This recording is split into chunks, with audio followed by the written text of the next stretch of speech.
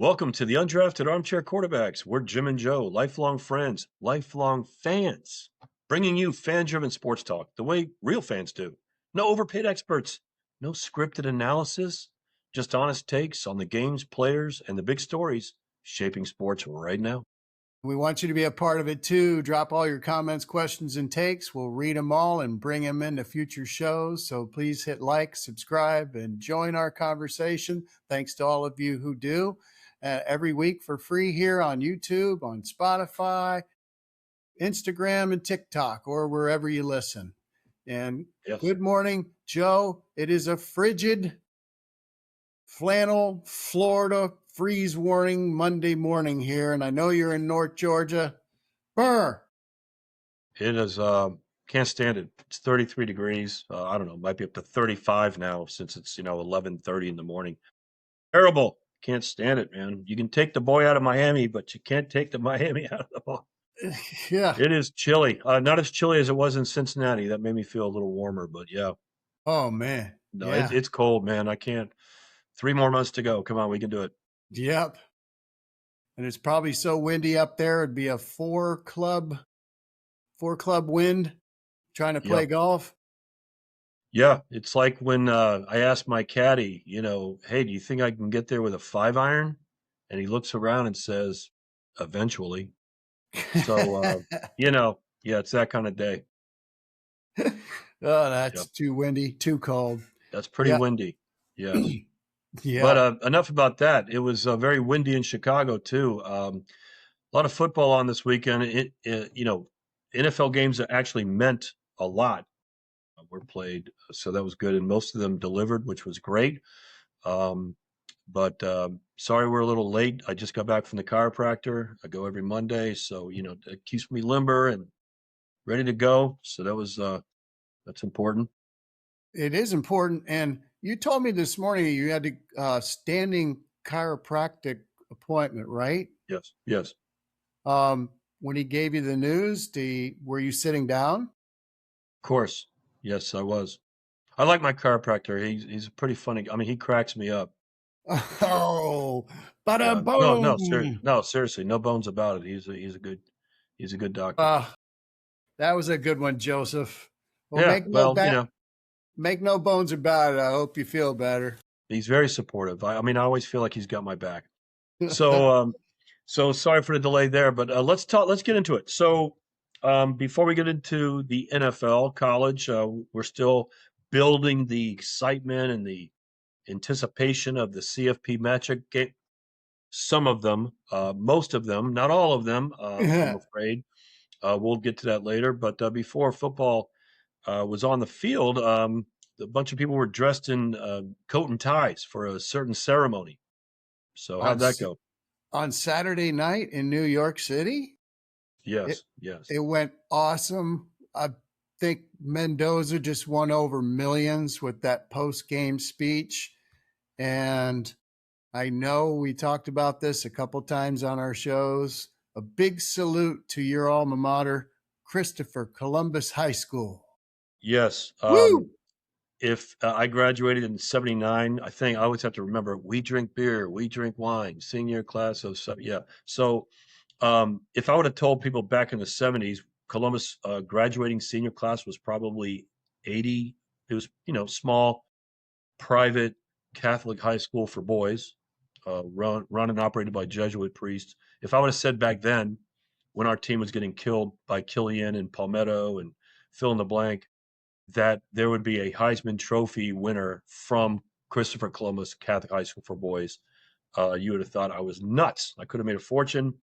So congratulations to Fernando for representing Christopher Columbus, the Explorers. Great school. And now, since I went, Mario Cristobal, there's been a ton of Columbus alum in football and other sports that have come from there. So it's really gotten on the map since then. But back then it was not. So it was good to see. Yeah, all I get to talk about at Miami Palmetto is Jeff Bezos went there. Well, yeah. I mean, hey, the library should be something worth seeing if he went there. Yeah. I will tell you this too about Columbus. It's Catholic high school for boys. We had to wear, not uniforms, but we had to wear a shirt and tie. So, my whole life, really, K through 8, I went to Epiphany parochial school for run by nuns, and we wore uniforms from first grade through eighth grade. Got out of that, went to Columbus, Jesuit priests, all boys Catholic high school. And so when I graduated Columbus in 12th grade, I was so sick of authority by then that I joined the Marine Corps. So, just basically my first 22 years, including my father, the great Santini, rest in peace. My first 22 years were nothing but oppression. So, and made me what I am today. Fernando represented well. If you haven't had a chance to see his acceptance speech, especially in talking about his mother, he's always, if you've never seen him talk after a game or anything, then you don't know this, but he wears his emotions on his sleeve. I mean, he just throws it out there. He's not afraid to cry in public for sure. Um, and his whole thing to his mom was worth watching. So congratulations to him. He looks like a great guy. He's a great young man. He's obviously a good quarterback, a great quarterback. And so it's nice to see, and most guys are, but it's nice to see someone like that win the trophy. I can't put it any better than you just did, Joe. And to all of our Cuban American buddies we grew up with in Miami, it's all about faith, and family and work hard, the American dream. And man, when he said that acceptance speech, the best thing about it was, I wasn't a 4-star or 5-star athlete. No one wanted me and this and that. And I know all of you out there who are feeling that I was you. And that really captured me. It just, Yes. He won millions No, out there. true. Congrats. No, the speech is worth watching for sure. And a lot of those speeches are predictable. And, you want to thank people and all that, but no, his speech was actually exceptional. Now, I will say this before we move on. So it was really the first time that a Cuban American was represented in the Heisman Trophy finalists, as well as a Mexican American in Pavia. And this is not in any way a representation of any of the nationalities that I just mentioned. It was a very unique situation there. But boy, the difference on the way, Fernando, obviously he was the winner, so I get it. Easier to, be a certain way. Yeah. But poor Pavia, man, wow. He quickly took to social media and, dropping the F bombs to the committee and all that, did not handle his second place finish very well. Quickly removed it and has apologized since then. But unfortunately, a lot of people aren't going to forget the way he handled coming in second. And I hope that young man, learns from that mistake and moves on, because pretty embarrassing, quite frankly. Yeah. Um, I so, totally anyways, agree. yeah, I to- and disappointment comes in all flavors and looks. That was not a good look. But yeah.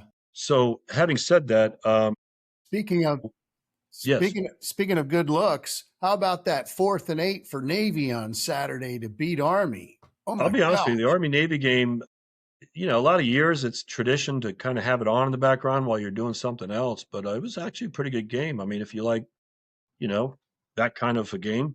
But yeah, 4th and 8, great call. Yeah. It didn't look like it was going to happen, but Horvath came through with that beautiful little pass.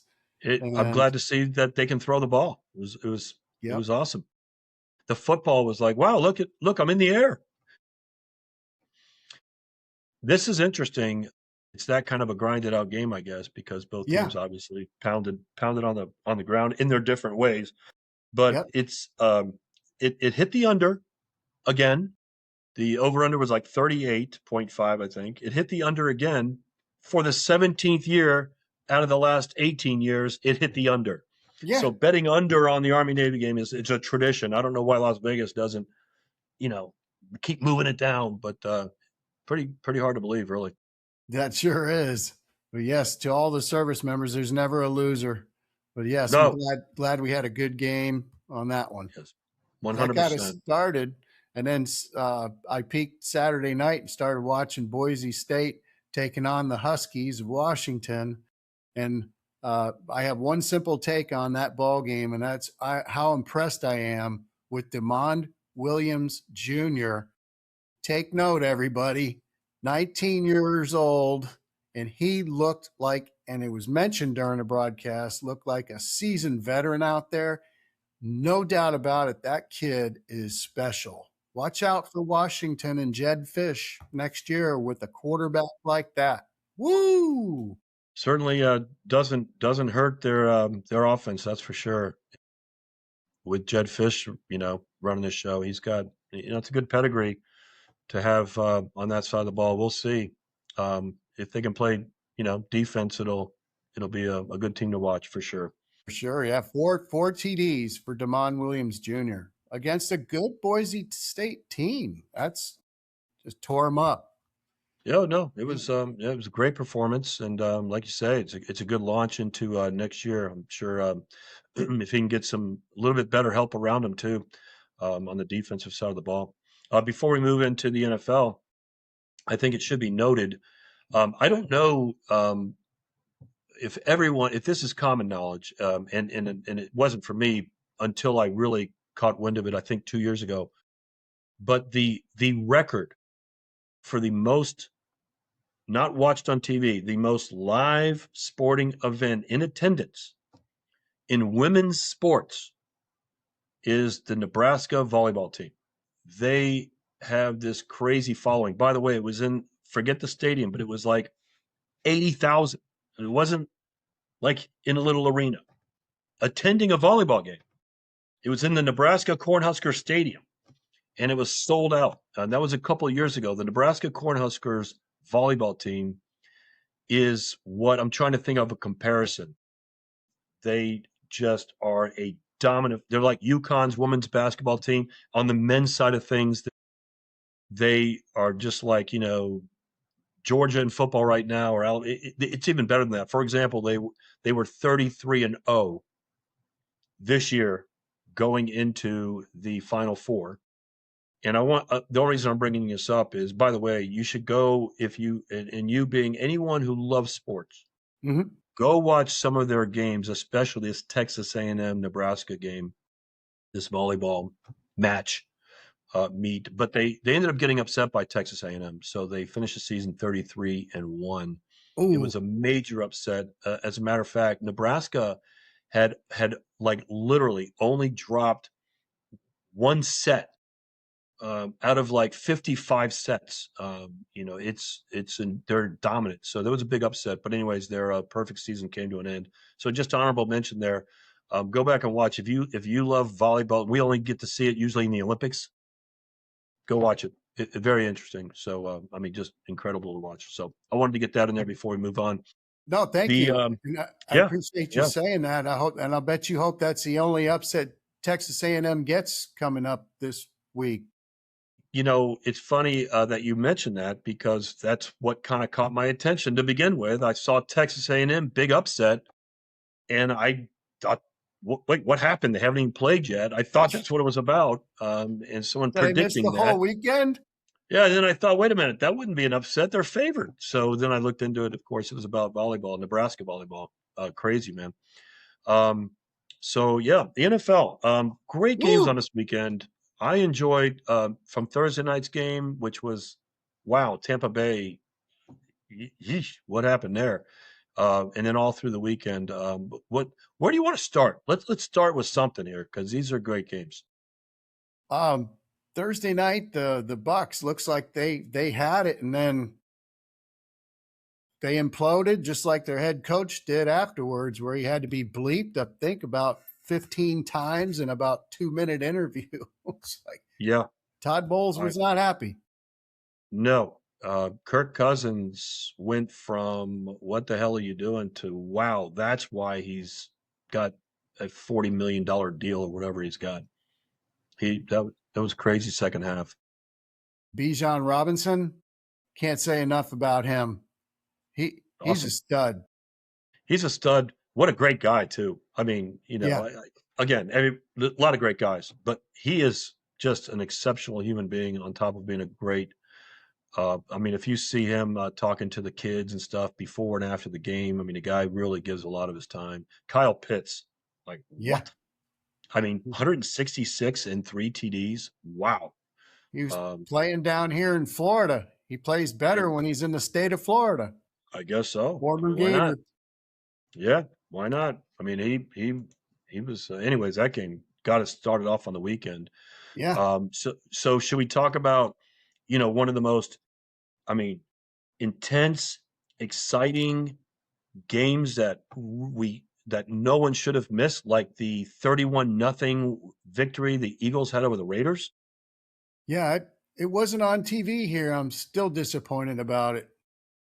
I mean, what should they have kept Antonio Pierce? Serious question. I mean, what the hell is that, man? I will say, and I'm joking, of course. The Raiders are horrible, but one time during the game, and I can't take full credit for this, but Kenny Pickett has been coming in since Geno Smith was injured, and the Raiders have a receiver called Tyler Lockett. So at one point in the game, it was Pickett to Lockett, and I thought it was pretty interesting. Don't you pick it to unlock it? Oh, So it's not often. It's not often you get a pick it to lock it completion. So that was probably the most interesting thing in that game. So yeah, we'll have for to the move rest on of from the that. year, sorry, the rest of the year, you won't be picking and locking in a Raiders pick, will you? No, no, Okay. yeah, it was the pick it to lock it connection. So even that doesn't work. It's pick it to unlock it. You can't even get that right. It's terrible. No. But yeah, dang it. Well, let's just go down our list so we have like a little bit of a an order of things, and this is in not no order of best game, worst game, most implications, or whatever. But the first game we had was the Bills Pats. Looked like the Patriots were going to say, we're here. We're dominant this year. We're going to get another win to keep our streak alive. And then it was like somebody called timeout, Yeah, timeout. And what a yeah, comeback. What a gritty comeback. Great coaching for the Buffalo Bills in that football game. They just locked in and said, we're going to run the football and keep Drake May off the field. And it worked. yeah. It did work. I mean, they were down 21-0. Yeah. Um, in college, in the NFL, yes, it happens. We've watched a Super Bowl where it happened. That's inexcusable. Vrabel, that's just inexcusable to lose that game if you're the Patriots. You know, kudos to the Bills, sure, but come on, man. I just was in watching it. It was like in slow motion. You could just see it coming. Yeah. Um, but hey, the Bills deserved it. They great second half. What are you going to say? And they Um, attacked the middle of the field too. And I saw that in the highlights. I borrowed it from something I was watching last night. They pointed it out. Just kept attacking the middle of the field, and then it topped off James Cook just taking it up the middle for 10 or 12, 18 yards. I don't know the touchdown run, but boy, what happened to the Patriots defense? Who knows? But that race is tightening up now. The AFC East oh difference, yeah, one games, two to 100%. go. I will say the highlight in that game for me was when Henderson ran off to the right, got kind of bunched up behind his own offensive line, didn't really get touched, but he just kind of bumped into the line. I mean, all in the right hash, ended up reversing field and coming back around to the left. And if you haven't had a chance to see this, I probably should have pulled it up. He comes back to the left and starts, running, and he's got plenty of room. Well, May sees all that happening, so May starts running down to kind of block for him. And when it first starts happening, May's behind Henderson. May actually sprints, gets ahead of him, and outruns one of the DBs for Buffalo, and actually ends up kind of running some, interference for him on a Blocking. second DB. May's fast. I mean, he's like running down the field, outrunning everyone to lay a little bit of a block. I mean, after Henderson scored, the teammates all ran over to May to help him up off the ground, and were like slapping him around. So wow, what a that's your leader right there, and you can just tell the team really loves this guy. MVP chants are legit. Yeah, he is no fluke, and I think yesterday was a precursor to what we may see in the AFC East for many years to come. Here is Josh Allen versus Drake May. Yep. Did you see what we may see coming up? I may have, I may not have. Well, did you maybe you just threw an Allen wrench into the works. I don't know. Yeah. Well, that was a good game to watch. Let's Yep. move on because our picks. You had the Pats, I had the Bills. Oof. So I picked one up on you there. Love it. You sure Lions, did. Rams. Yep. Lions and the Rams, another good one. And wow, just can't say enough about Matthew Stafford and the Rams all over. Despite Devontae Adams, his that looked bad when it looked like his hamstring either tore or popped. I don't know yet. I haven't seen the injury reports because we're not experts. But I hope he's okay. But Stafford and company with that Rams defense holding off the Lions. Nice win for the Yep. Rams. I mean, yeah. The Rams defense gave up, 34 points, but I guess they held them off. Yeah. I mean, That's Detroit, though. Yeah. that's what I'm saying. I mean, yeah, they could have scored. It's really strange. It's really, if I told you Detroit was in a shootout, if I heard Detroit was in a shootout, I'd say, wow, what did they win by? How much, Right. they're like losing these games when they're in a shootout. I think they're like 0-6, close. They haven't won in 6 games that they've, given up more than 30 points.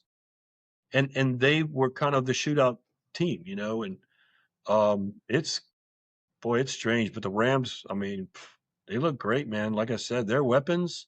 Who do you want to shut down?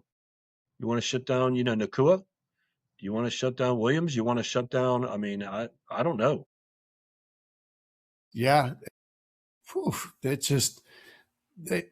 I think the Rams have to keep winning because look who's right behind them: Seattle, who keeps winning, and we haven't talked much about San Francisco, but they keep winning. Yeah. It's like all three of those teams deserve to go to the playoffs, and then we're going to have another team that's 8-9 or 9-8 that gets to the playoffs, and it's not going to be fair. Some other division winner, but all three of those teams in the West are really good. I mean, it's really strange because the way these teams are winning is so different. Like the Rams, their offense just looks unstoppable. Their defense is good. Yeah, And then you get like Seattle. I mean, every time they win a game, you're like, what was the score? 18-17. Oh, yeah, 14-12. 19-18. I mean, it was like, what? It's incredible how the difference in those teams are. But yet they're winning. Yesterday was 18-16. Half the time their scores don't even look like football scores. It's like, what was the score? Oh, it was 19-11. Like what? Yeah, okay. what volleyball team are we talking about Yeah, now? exactly. Exactly. No, so you're right though. It's a crowded top, but no, the Rams look good. Yep. They look like legit.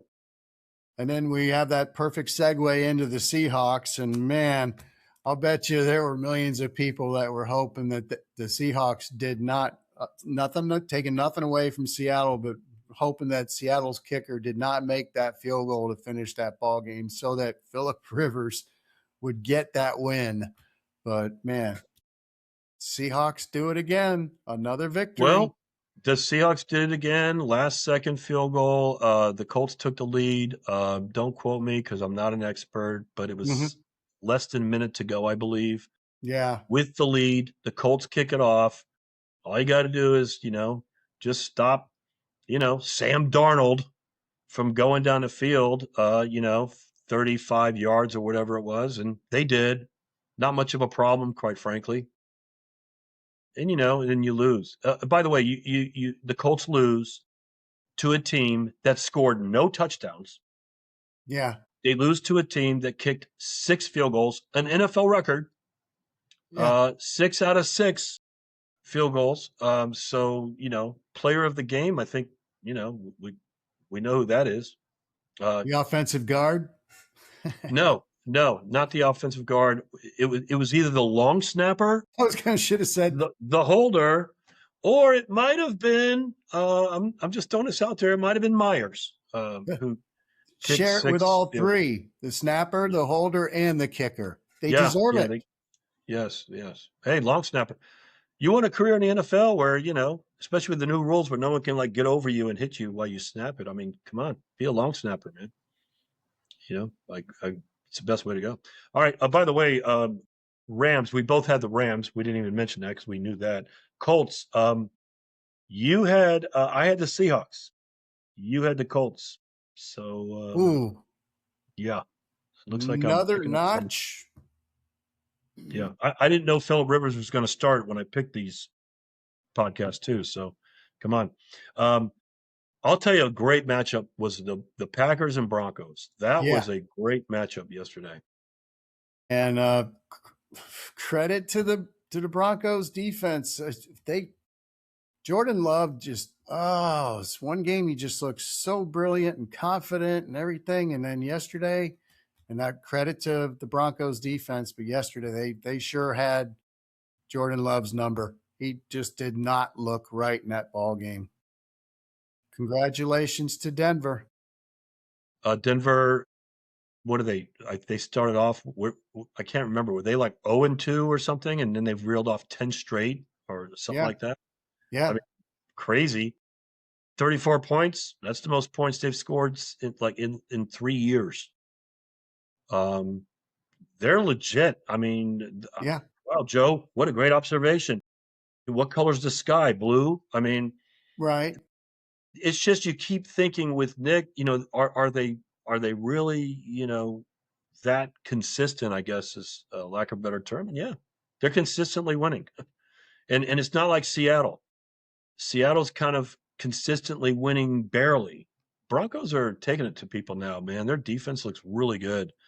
Yeah, As far as the Packers, man, they got to pick it up a notch. I mean, they've lost 7 straight now, and they're behind at halftime. They don't have that, like you say. Love doesn't seem to have that. It's not fair to compare him to Tom Brady or something, but he doesn't have that. Hey, he's going to take us down the field and win this game for us. In the fourth quarter, doesn't right. have it. And he didn't get a whole lot of help from the Packers secondary. It's just Nick's looked like a seasoned, like multi-year veteran yesterday. It's just every time. And the Packers tackling yesterday was atrocious. So Yeah, Green Bay's defense, and I'm not saying it was because Parsons went out with a torn ACL. It was yeah, terrible, but yeah, they had opportunities to prevent third down conversions into first downs many, many times and missed tackles. And then we have to turn and credit the way the Broncos receivers played yesterday for Bo Nix. It was, kudos to the Broncos. Keep on yeah, winning, don't they? yeah. They do.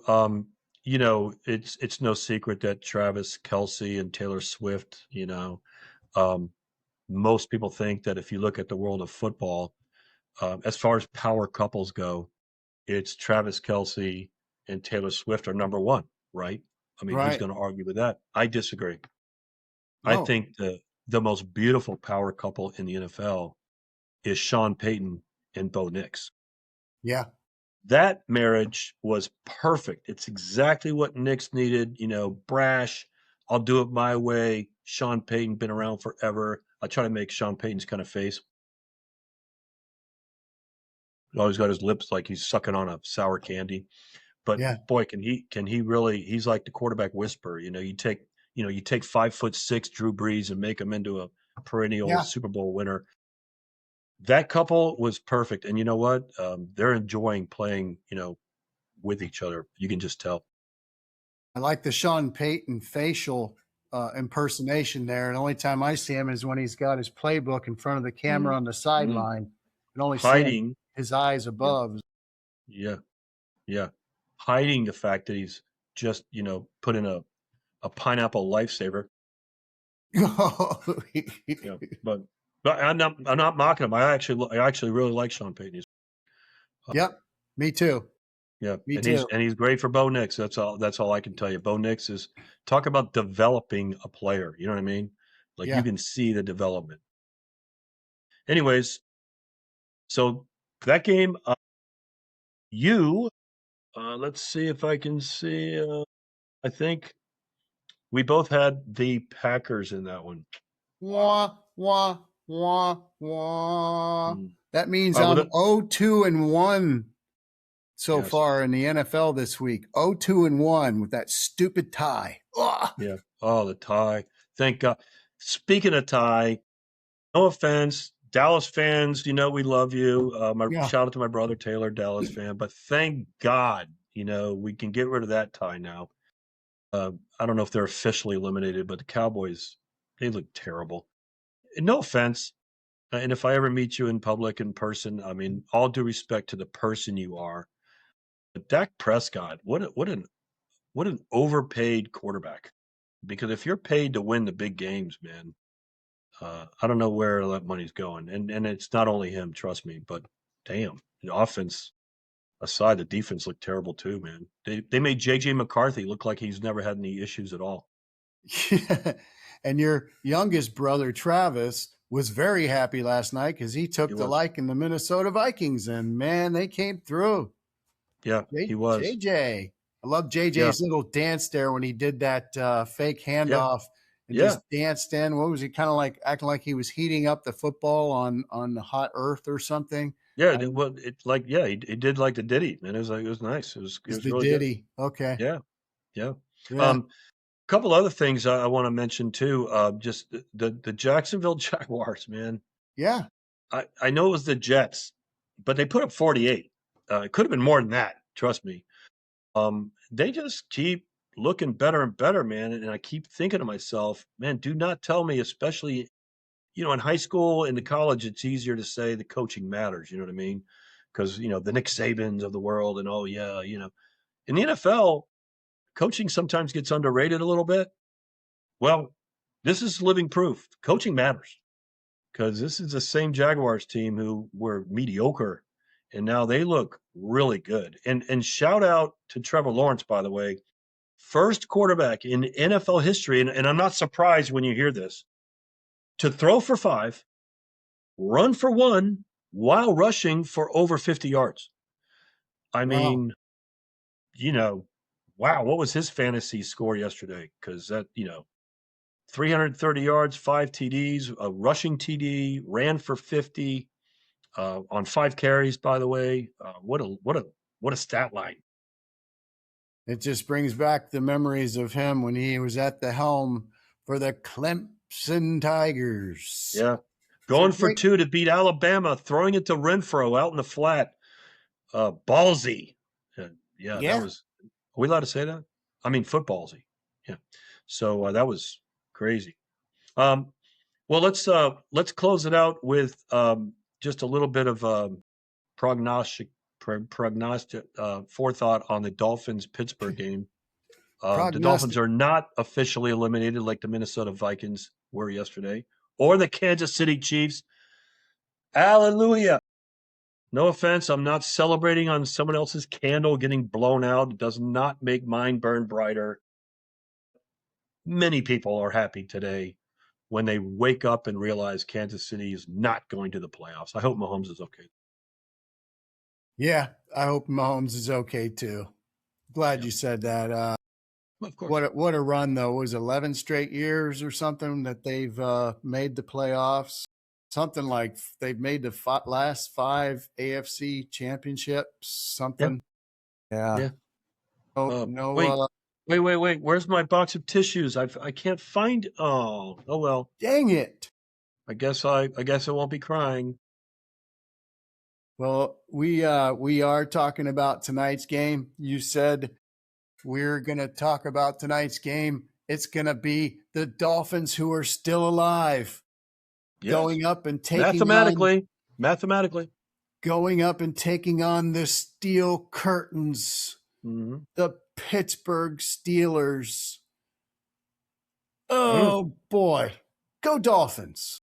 I'm picking the Finns to go in because they went into the stadium in Pittsburgh on Saturday night and held a practice to try to break the curse of the Dolphins playing in cold weather. Yes. And I love the other, what year was it that we had to go to Kansas City to play in minus 20 something degrees weather? I wish it was colder. Or no, it was a game at Buffalo. And Mike McDaniels came out with a T-shirt that said, "I wish it was colder." Yeah. Well, we're That's going to pretty cool. see Yeah. tonight because it's going to be cold. And Yeah. break 14 that curse, degrees or something like Dolphins. that. What's that? Break that curse, Dolphins. I think they can do it. Don't forget, of course, I always find ways to interject the Miami Hurricanes into this, but Miami went into Pittsburgh. Don't Yeah, forget, in the NFL, your players are typically from a much broader geography because of the NFL and drafting and all that. In college, it's not so, most of your team is typically more regionalized.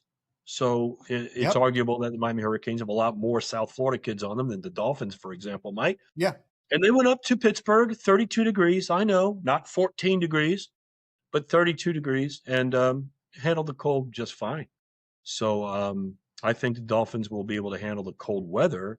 Will they be able to handle the Pittsburgh defense? That's the question. I sure hope so. And just keep doing what you've been doing. You've won, is it 4 in a row right now for Miami? 4 in a Yep. row. They can get to 500, and then they're going to Yep. have to hope and pray that everybody else that, that's ahead of them will lose. It's doubtful, but there's still a glimmer of hope. So, There is a glimmer of hope. Yes. yep. Yep. So, And by the way, if the Dolphins do win this game, then both teams will be 7-7. Do you think you would have said that or even thought that like 4 games ago or no, 5 games ago? Yeah, it's no. crazy. Um, Before we go, do you want to just go over a real quick playoff picture recap? Sure. Well, I'm going to go Love through it. this very quickly, but in the NFC, LA, Philadelphia, Seattle, San Francisco, Green Bay, all in the 90%. Some of those are 99%, like LA and Philadelphia, and Seattle, 99% chance to make the playoffs. Then you have the Bears, 75%, and Tampa Bay, 75%. That NFC South division is like, does anyone want to win that thing? I mean, give me a break. Detroit down to 37. Carolina, that loss hurt them badly, 25% now.